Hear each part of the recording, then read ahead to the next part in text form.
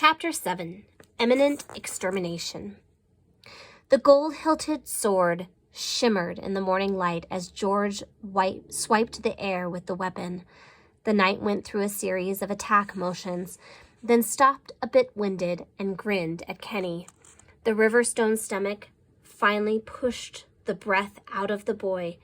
Dizzy and lightheaded, he dropped his mug on the chessboard, drowning the pieces in a fuzzy brown deluge. In a blink, George dropped the sword and caught Kenny as the lad was about to topple backward off his stool. "Little squire," he cried as he helped Kenny up. "Are you okay?" The young rabbit caught his breath, and his eyes slowly focused on the kindly, brave face of George. This codger was certainly not at all what he expected. He was a knight, a royal guardsman, a dragon slayer, and if the stories George had shared with him over the years were even half true, then he had to warn Graham immediately. "I've got to go," Kenny said as he headed for the door. The knight stopped him.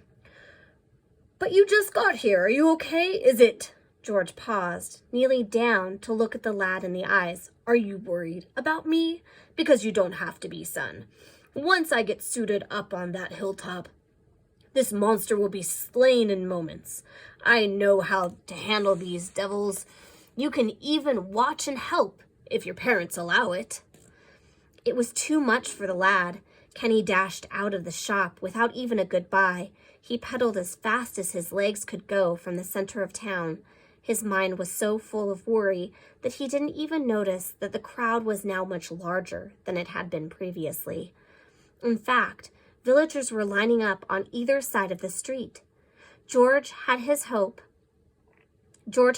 hope, his only hope, of figuring out what to do with the dragon. If there was anyone in the village outside of his family who would understand Graham wasn't a threat, it would have been George. And now he was preparing to come up and slay his best friend.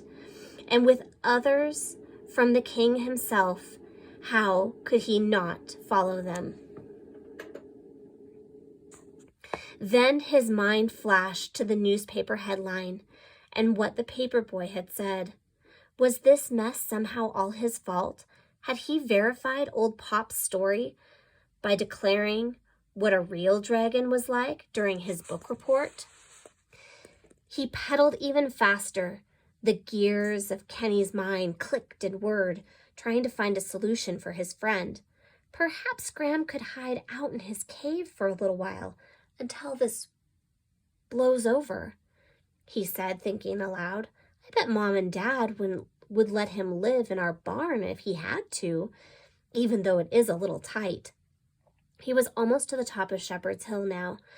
Graham will know what to do, he said as he hopped off his bike. He found the dragon, examining himself in an old full-length mirror, rubbing something onto his skin with a tattered flannel shirt. There he is.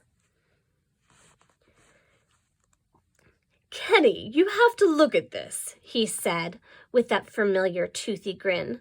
"Your mom gave me some floor wax that polishes my scales up nicely. Look at this sheen. It really brings out the iridescence in my complexion." Kenny was panting, completely out of breath. "Graham, you have to go. George is coming to fight you." "George is coming to what? Why? What's he upset with me for? I didn't damage one single page of his books. Okay, well, I did scorch the cover of that silly bestiary a little, but it totally had me in stitches. Honestly, I don't know where some of the writers get their crazy ideas from. A camel leopard of all things." "Graham," Kenny interrupted. "He's a knight, a dragon slayer who worked for the king." The drake hissed, looked at the young rabbit for a second, then resumed polishing his scales, though in a much more frenetic fashion. "I thought he was your friend. I thought we had a lot in common, a fellow book lover, a fellow connoisseur of the finer things in life, not some courtly bane sent for my imminent extermination."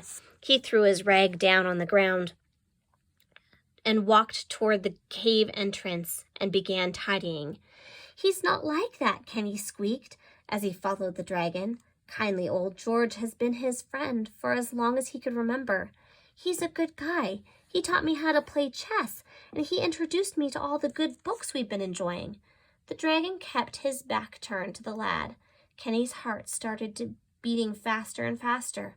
"What are we going to do?" he asked.